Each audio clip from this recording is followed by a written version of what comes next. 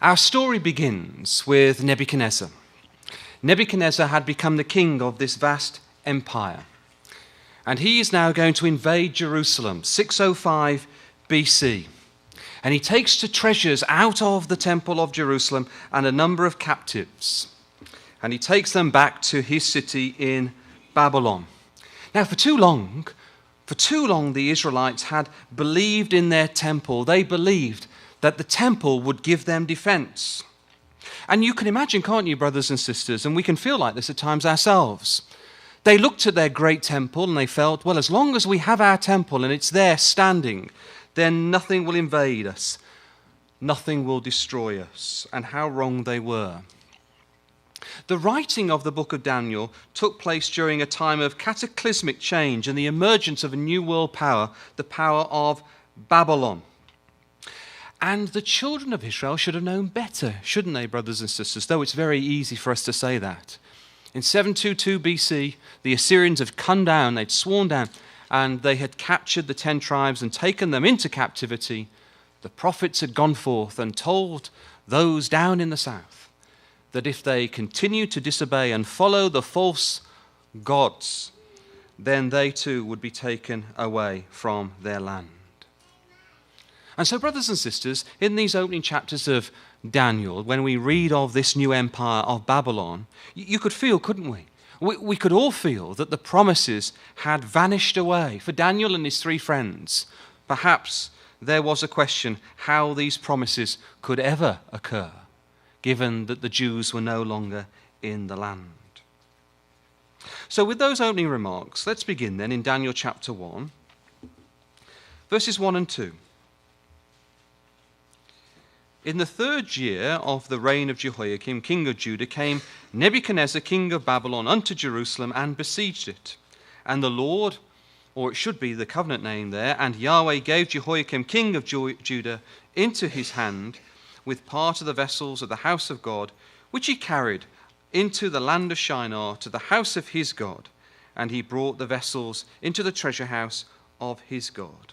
So we see that this is happening during the 3rd year of the reign of King Jehoiakim. Daniel and his 3 friends, Hananiah, Mishael, and Azariah, were taken away as captives. Now I wonder, brothers and sisters, I wonder what you think about ancient Babylon. Can you picture it in your mind? Can you just draw a picture of what it must have been like? Now what we need to appreciate is that a century earlier, Sennacherib had come down and destroyed Babylon. And now Nebuchadnezzar, over 70 years of his reign, he becomes almost to the point of obsession. He restores this great city, but greater than its former self. And with Nebuchadnezzar's genius, Babylon became the center of a wave of architectural and literary and scientific renaissance. And for Daniel and their 3 friends, his 3 friends, it must have been mind-boggling, wasn't it? At the time, this was the largest city in the world, 2,500 acres. And compared to the city of Jerusalem, it must have seemed vast. So I want you to imagine these 4 young men being taken out of Jerusalem, captive. And just imagine as they beheld this city for the first time.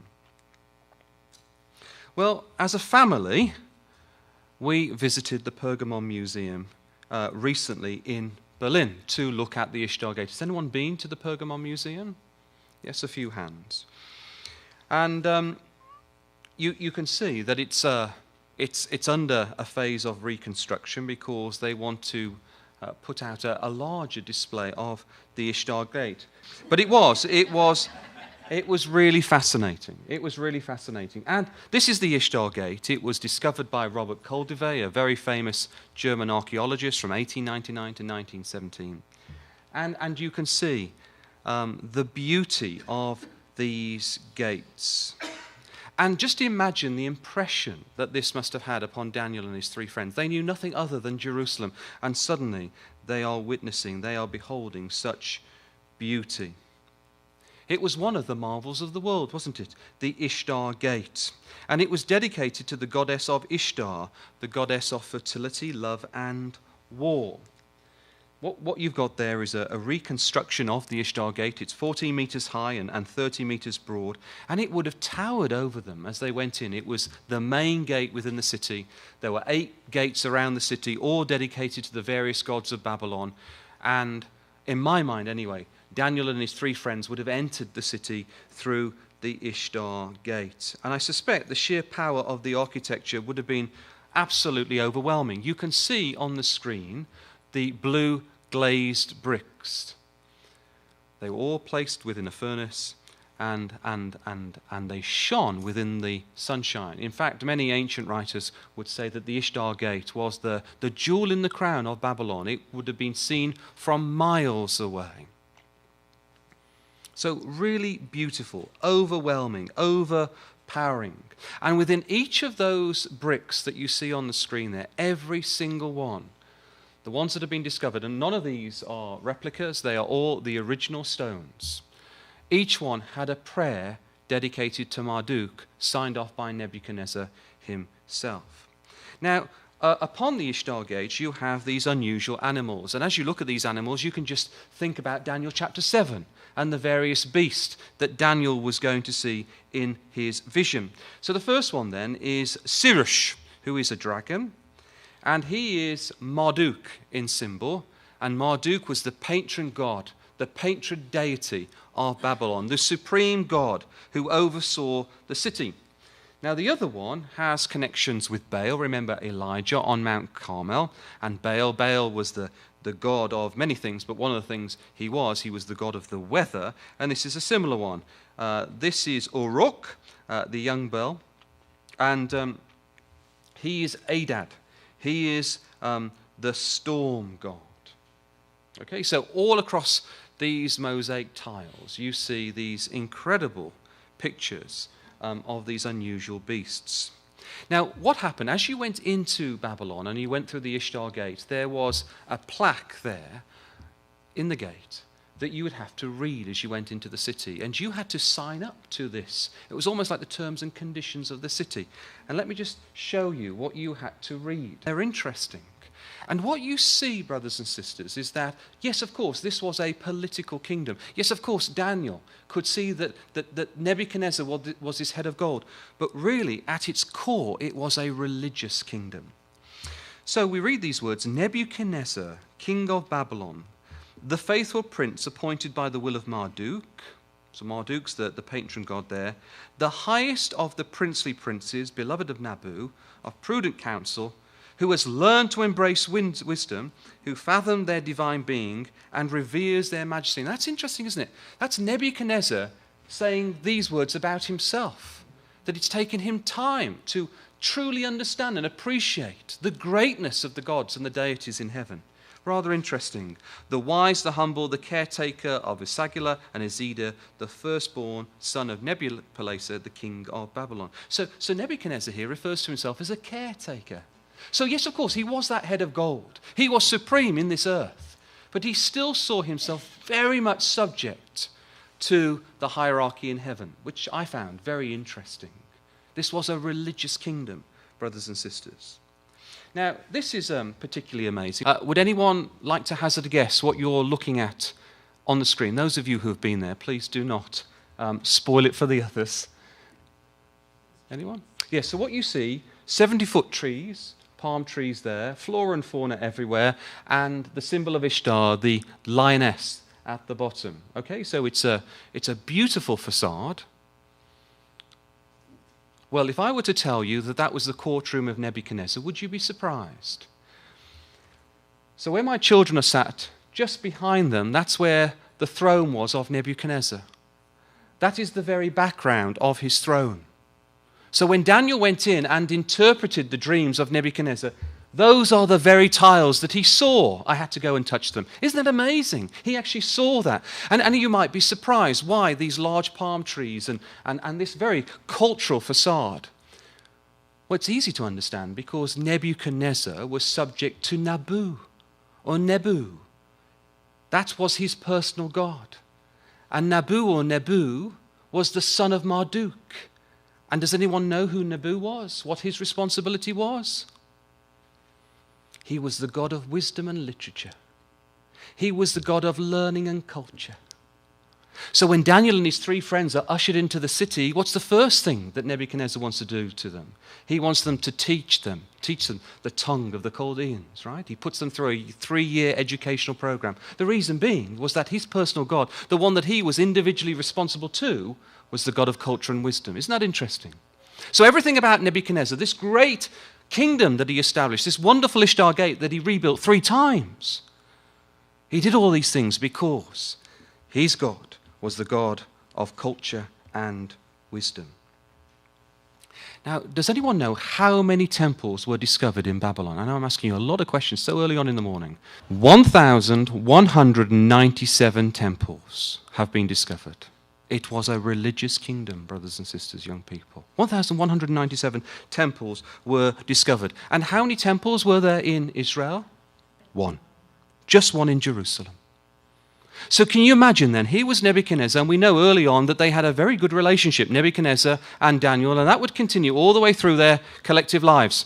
And can you imagine Nebuchadnezzar saying, Daniel, your Yahweh, doesn't he reside in the most holy place within your temple? Well, I went right through there, and I took all the vessels, and there was no response, there was silence. Now look at this great city that I have built, and the 1,197 temples, and all with their various gods, and look at the culture and the learning and the education that has arisen from my gods. Can you imagine that, brothers and sisters? I'm sure that was a temptation for Daniel, as it is for our young people when science is thrown their way.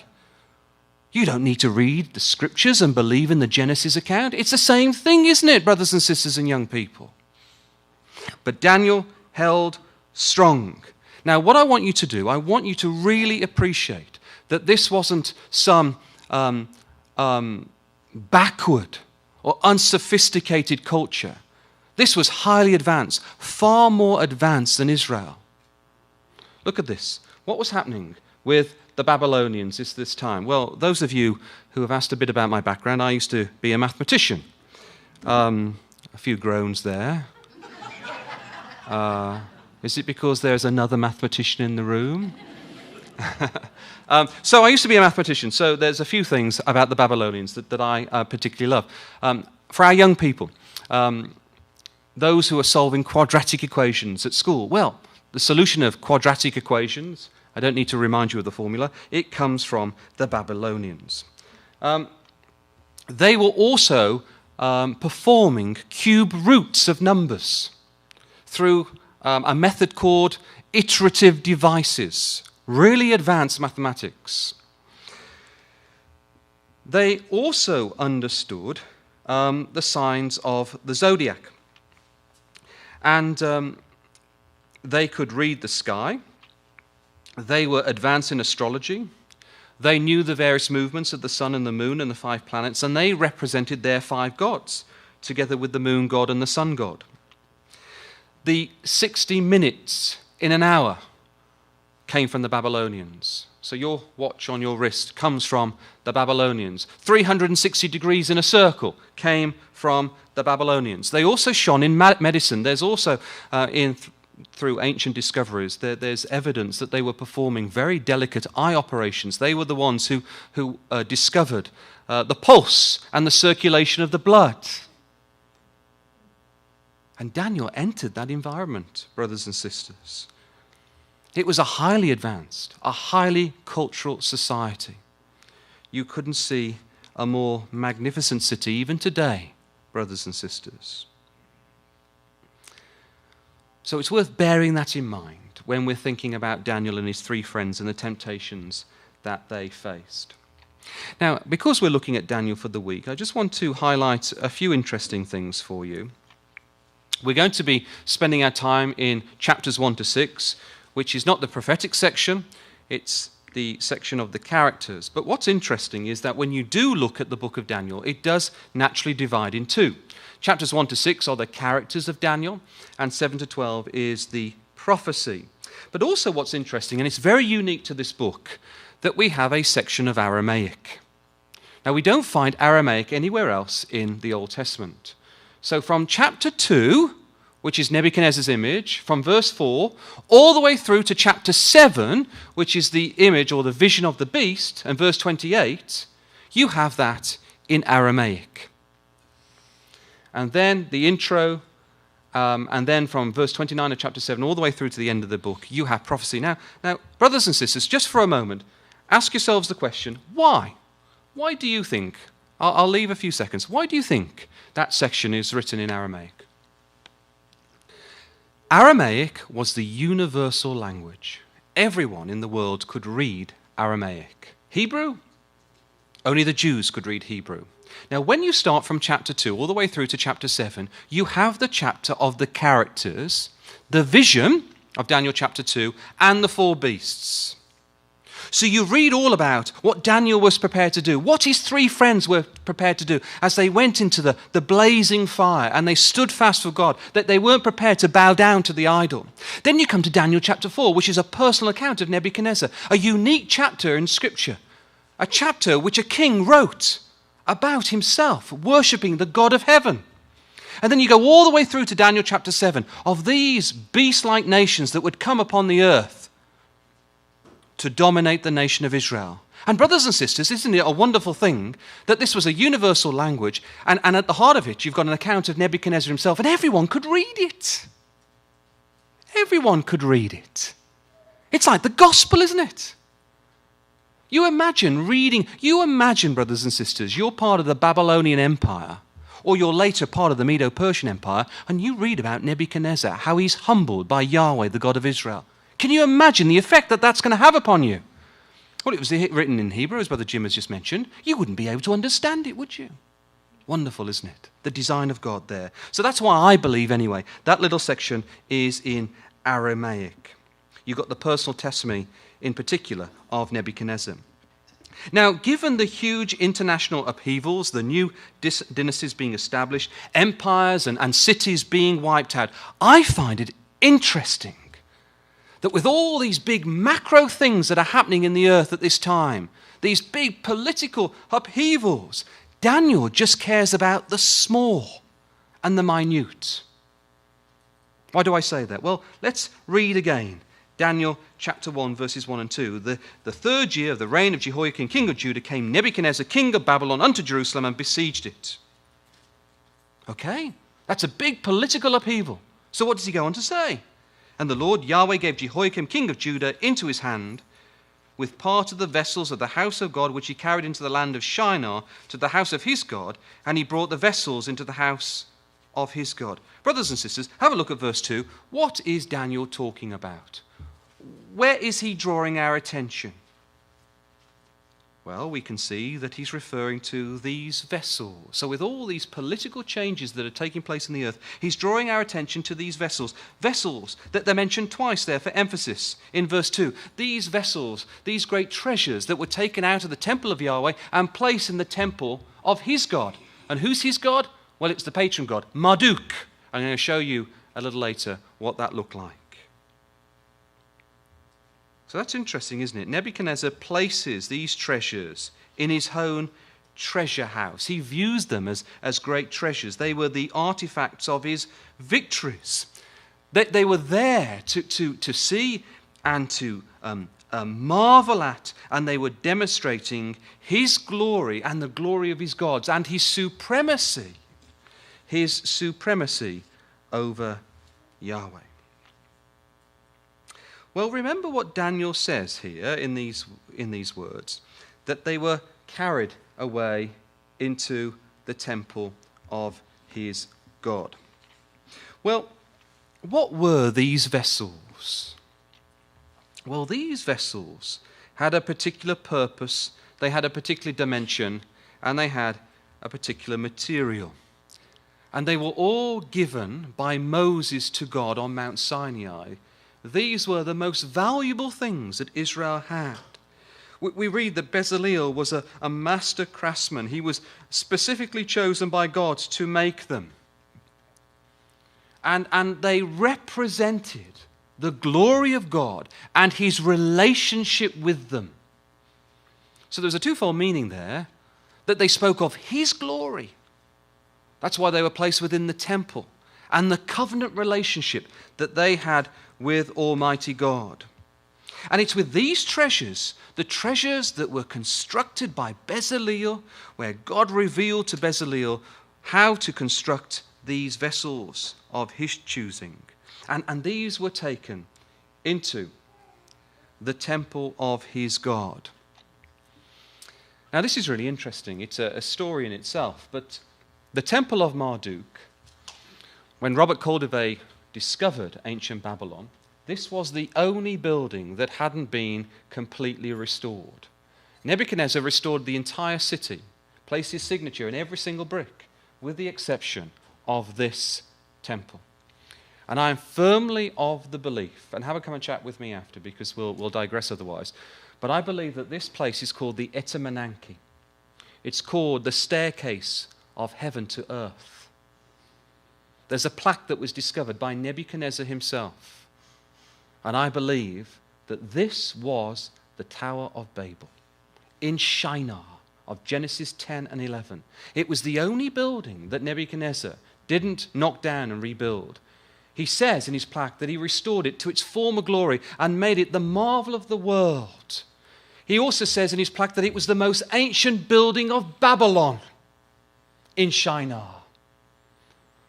And you imagine that, brothers and sisters, these vessels of Yahweh that are taken out of the temple in Jerusalem and they're placed in this building here. Can you imagine that? In the Tower of Babel and the curse of Genesis 11. No wonder when King Belshazzar, I should say, placed the cups to their lips, that the curtain was drawn on Babylon that night.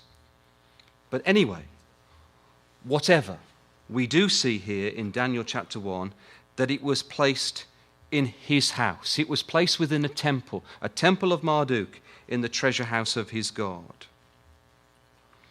Well, what I want to do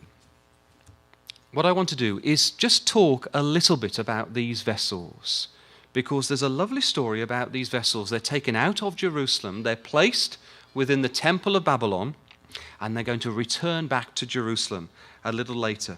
But what I want to do is to take you through the story of the vessels, and what we're going to see, brothers and sisters, there's a lovely exhortation for ourselves in this story of the vessels. What you've got on the screen are all the references, the good references, that lay out the story, the history of the vessels. We're just going to pick out a few. Can we start then in 1 Kings chapter 7? So we know that these vessels were taken into Babylon from Jerusalem. We know that Bezaleel constructed them. But what else do we know about these vessels? What other lessons can we draw from them? We've called today's talk Vessels and Values. So it's all about these vessels.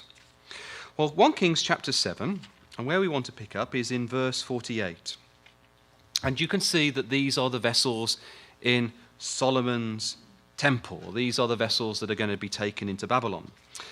Solomon made all the vessels, verse 48, that pertained unto the house of the Lord, the altar of God, and the table of gold whereupon the showbread was. Then we go on, the candlesticks of pure gold.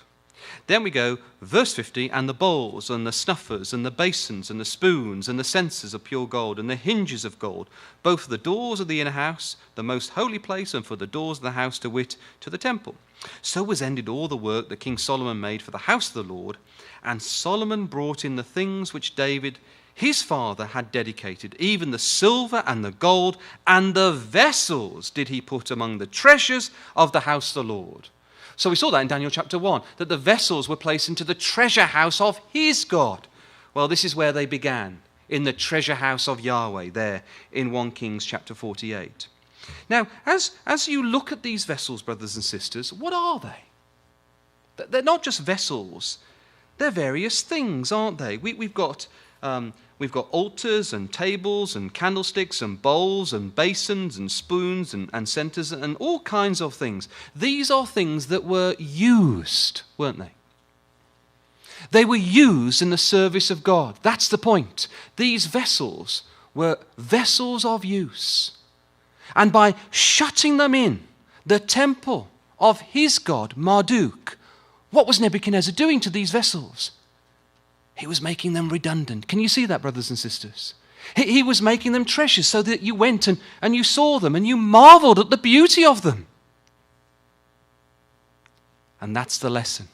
That's exactly what Nebuchadnezzar was doing with Daniel, Hananiah, Mishael, and Azariah. He was taking these treasures out of Jerusalem and he was shutting them up in Babylon. And his intention was to make them redundant. Can you see that? No longer did he want them to serve Yahweh, the God of Israel. He wanted them to be redundant. So these vessels then, in the use of personification, they become, like Daniel and his 3 friends, all the faithful that are taken to Babylon. Can you see that, brothers and sisters? That they're not just vessels. They are objects used in the temple, in the worship of God. And Nebuchadnezzar was trying to strip Yahweh out of these vessels. That's the lesson, brothers and sisters. Well, let's go on. Can we have a look at 1 Chronicles chapter 28? So we've seen that these vessels, they are appearing as objects here in 1 Kings chapter 7, but they take on a life of their own here in 2 Chronicles chapter 28. 2 Chronicles chapter 28. And here now we're moving forward in time, and we are now in the reign of King Ahaz. We just want to pick out one verse, and then we'll go to the next chapter. It's found in verse 24. 2 Chronicles chapter 28, verse 24. And Ahaz, we read, gathered together the vessels of the house of God and cut in pieces of the house of God and shut up at the doors of the house of the Lord. And he made him altars in every corner of Jerusalem. Okay, so Ahaz then, he not only shut up the doors, but notice there, he cuts in pieces the vessels. I want you to notice that. You may have a slightly different rendering in your Bible there, halfway down verse 24, cut in pieces. Well, that's a very interesting phrase, because when you look in a concordance, you will find that in virtually every other case, it refers to the persecution of people. So there was King Ahaz, and he was harming these vessels. And under the Spirit, it uses a term that describes the harming of God's people. So in other words then, let me just illustrate this to you. This phrase can mean cutting off of hands and feet. Deuteronomy 25, verse 12. 2 Samuel 4, verse 12. Or thumbs and toes. Judges 1, verses 6 to 7. So it's portraying here that these vessels went through some kind of persecution, a time of affliction. It was a human experience, brothers and sisters. That's the point. These vessels now are taking on a life of their own. They're symbolizing something more than just merely, if I may say that, merely sitting within the temple. They are now, through this use of personification, they are becoming representative of God's people. Well, this is seen even more so in the next chapter during King Hezekiah's reign. So 2 Chronicles 29, and where we want to begin, verse 18 now. 2 Chronicles chapter 29 and verse 18. Then they went into Hezekiah the king and said, We have cleansed all the house of the Lord and the altar of burnt offering with all the vessels thereof, and the showbread table with all the vessels thereof. Moreover, all the vessels which King Ahaz in his reign did cast away in his transgression have we prepared and sanctified, and behold, they are before the altar of the Lord. And then if you go down to verse 25 here, and he set the Levites in the house of the Lord with cymbals and psalteries and harps, according to the commandment of David, and of Gad the king's seer, and of Nathan the prophet. So here King Hezekiah, he's cleansed the temple, that the house of God is repaired, the worship is restored. But notice here in verse 25, we have musical instruments. And these musical instruments now are brought together with the vessels in verse 19. So we have vessels and these musical instruments. And the musical instruments that were played during the reign of King Hezekiah, because he was the one who ushered in music in the temple. He was the one who restored the music. The music speaks of fellowship with God. It speaks of that oneness between God and his people. And this is when the doors were opened. His wicked father, King Ahaz, we saw. Remember that phrase in verse 24 of chapter 28? He was the one who shut up the doors. And now Hezekiah, he opens up the doors. He begins to use the vessels again. He brings in worship. So suddenly now the vessels begin to portray God's people. And with the music and with the doors open, it speaks of God's people accepting Yahweh their God. But when the doors are shut up and the vessels are no longer used, it's figurative of a time when God's people rejected their God. Can you see that, brothers and sisters? The fact that it's brought together with the music. So it's actually speaking not only about the people, but in the way that the vessels are used, it also depicts the state of fellowship that they have with God. So I would suggest that the vessels are not only a symbol of God's holiness, but a parable of Israel's relationship with God. Now there's a very personal message to all of this, brothers and sisters. The book of Daniel, certainly chapters 1 to 6, I would suggest, is a parable of the vessels. Now the challenge was, would these vessels remain pure in a strange place? That's the question. Would these holy vessels there placed within the temple remain holy in an unholy place? That's the big question, isn't it, brothers and sisters? And Daniel, as he looked upon these vessels, he would see that these vessels symbolized him and his friends and the people of God. These vessels become inextricably linked with not only God's people, with Daniel, Hananiah, Mishael, and Azariah. Can you see that, brothers and sisters? As I said, that these vessels take on a life of their own. They become very symbolic. They become very important within Babylon. Well, let's have a look at Ezra chapter 1 now. Ezra chapter 1. And again, this picks up this idea, this theme of the vessels. And the vessels now are going to be returned back to Jerusalem. This is after the Babylonian captivity. But I want to notice the language, very specific language is used here. And we can draw again a powerful exhortation. Ezra 1 then verse 1. Now in the first year of Cyrus king of Persia, that the word of the Lord by the mouth of Jeremiah might be fulfilled, the Lord stirred up the spirit of Cyrus king of Persia, that he made a proclamation throughout all his kingdom, and put it also in writing, saying, what does he say? Thus saith Cyrus king of Persia, the Lord God of heaven hath given me all the kingdoms of the earth. So this is the silver, this is the empire that was going to replace the head of gold.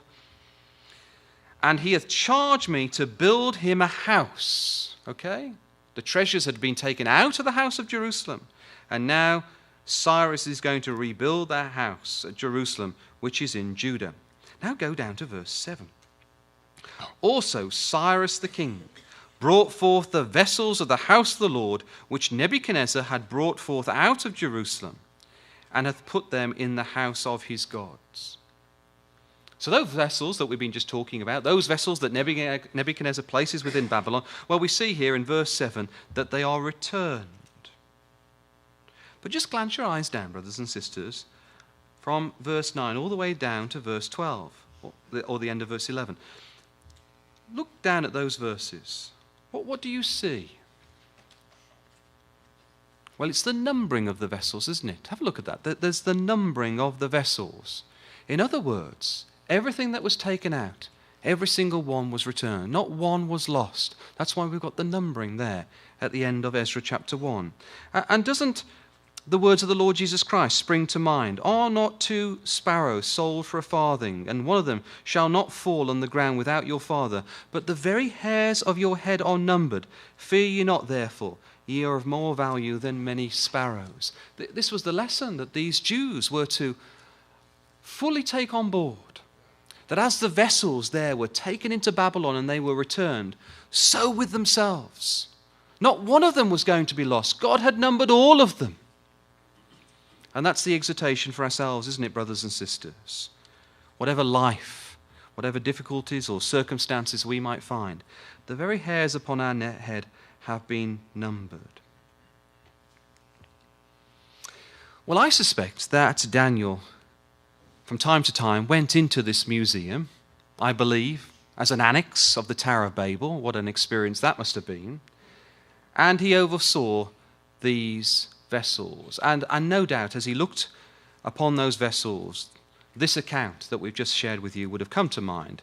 And he would have realized, wouldn't he, that he was very much symbolized by these vessels. He was the treasure. And Daniel is going to show that a little later on in the book. But it's interesting, brothers and sisters, because Hebrew names, when we look at Hebrew names, we can speak with a lot of confidence, really, when we're looking at Hebrew names, because the meaning of their names have been retained through the ages. When we look at other civilizations, the Babylonians, and it's called the Akkadian language, they've not been so disciplined in recording the meanings of their names. So when Daniel's name is changed, and so are his three friends, there are various interpretations of the meanings of these names. That's the important point here. There are various meanings because Akkadian is not as accurate as Hebrew. However, and I just want to bring this to your attention, one of the meanings of Belteshazzar, right, the name that was assigned Daniel, is keeper of the hidden treasures of Bel. So this would suggest in the very meaning of his name that Daniel actually oversaw the treasures that were placed in the house of his God, in the house of Marduk. And perhaps because Daniel rose to the very highest echelons of society, he may well have been given the job of overseeing all the treasures that had been brought into Babylon, of all the civilizations and the empires and the cities that Nebuchadnezzar had brought into his empire. What an amazing responsibility. Can you imagine that, brothers and sisters? There was Daniel. He not only went occasionally and looked at these vessels, but he may well have had the responsibility of ensuring that they were safe and secure and they were well looked after. Well, brothers and sisters, in all of this, what's the exhortation for ourselves, as Brother Jim asks? What's the exhortation for ourselves? Well, let's go to 1 Timothy chapter 2, because there is a very powerful exhortation here.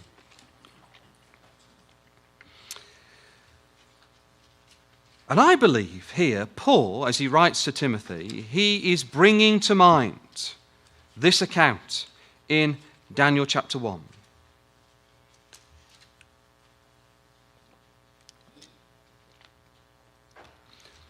So, 2 Timothy chapter 2.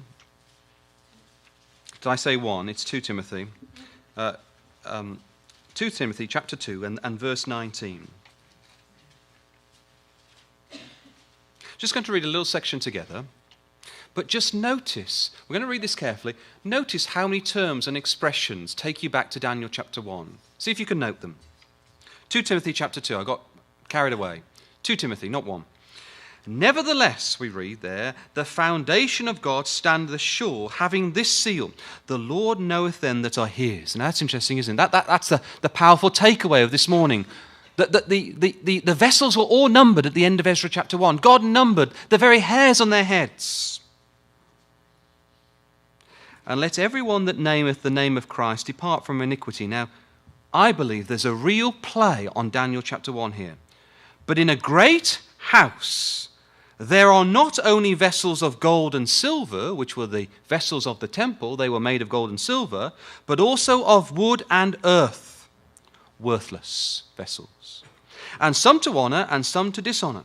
If a man therefore purge himself from these, he shall be a vessel unto honor, sanctified and meet for the master's use, and prepared unto every good work. That's interesting, isn't it, brothers and sisters? We read this carefully together. What's going on? Well, first of all, we have a house, a great house. And we've already seen that the house is very symbolic of the temple. And at the time of Daniel, there were two great houses. There was the temple of Yahweh in Jerusalem, and there was the temple of Marduk in Babylon. And the treasures went from one place to another. They were vessels of silver and gold, brothers and sisters. So there was a great house in Jerusalem, and there was a great house in Babylon.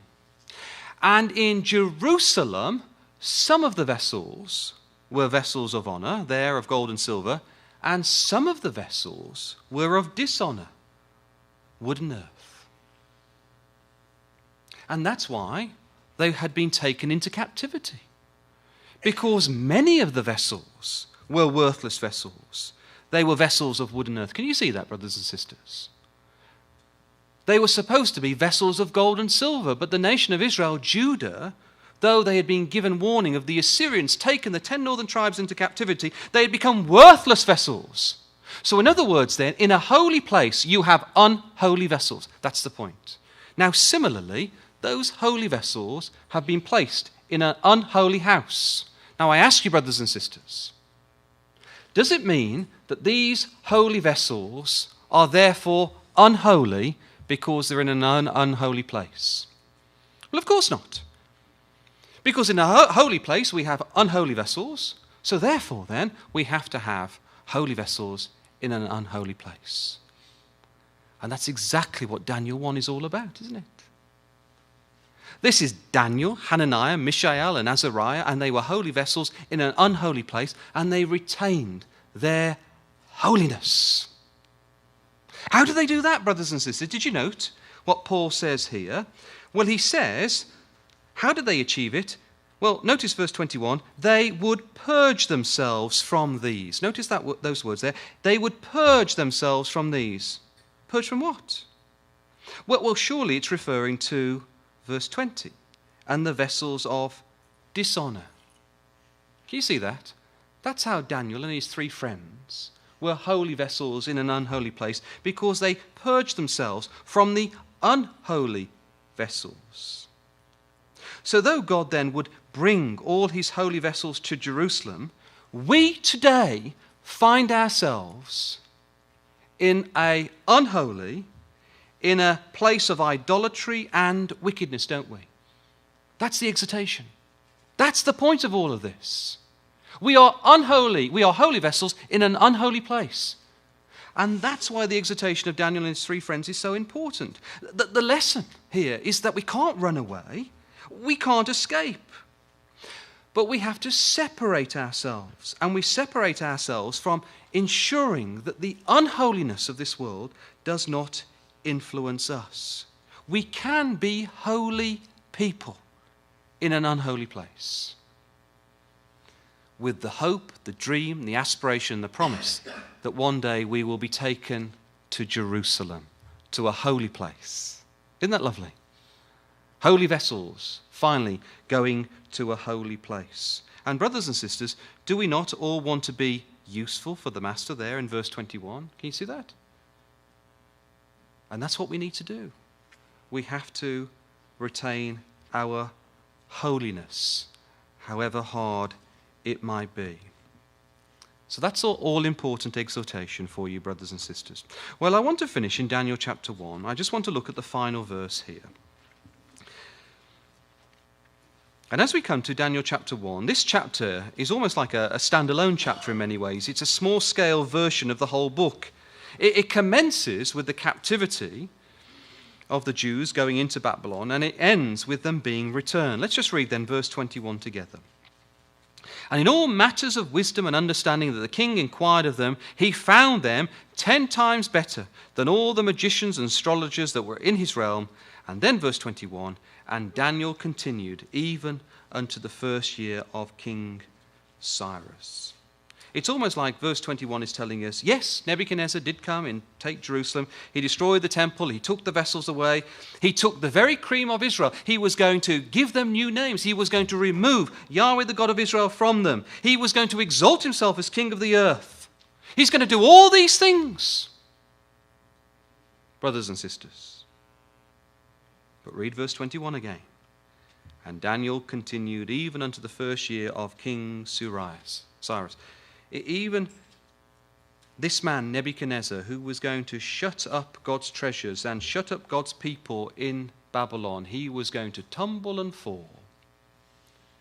He was going to last 70 years, the life cycle of a man. He was the head of gold, and then his kingdom would come to an end. Yet God lives on. yet God lives on. But there's another point here which we want to finish with. It was Cyrus. Daniel lived till at least the first year of King Cyrus. And Cyrus was the one who was going to make this proclamation that the vessels were going to return, as were God's people. And Daniel saw that, brothers and sisters. And so for ourselves, we might feel that there are people, that there are things that have the upper hand in our lives. Let them. Because God is in control. And the time will come, brothers and sisters, that we will be with the Lord Jesus Christ in his holy place as returned vessels. Thank you.